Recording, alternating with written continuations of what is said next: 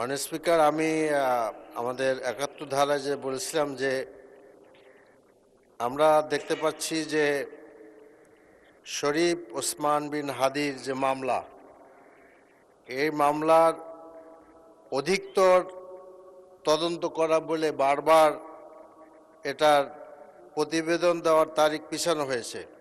মাননীয় স্পিকার, এটা এই পর্যন্ত 11 বার এটার তারিখ চাওয়া হয়েছে। তো আমার প্রশ্ন হলো যে উক্ত মামলার তদন্তের বর্তমান অবস্থা কি এবং তদন্ত এত বিলম্বে সুনির্দিষ্ট কারণ কি, কেন তদন্ত এত লাগছে, এবং যে ভারতে আরও 2 জন যাদের ব্যাপারে আমাদের দেশের পত্রপত্রিকা সহ সব জায়গায় সিসিটিভির ছবিতে দেখা গিয়েছে তারা গুলি করেছেন স্পষ্ট, তাদের আনার ব্যাপারে সুনির্দিষ্ট কি পদক্ষেপ সরকার গ্রহণ করেছেন, আশা করি এই মহান সংসদে এটা আমাদের সকলকে জানাবেন। মাননীয় স্পিকার, আপনাকে অনেক ধন্যবাদ। আসসালামু আলাইকুম। ধন্যবাদ।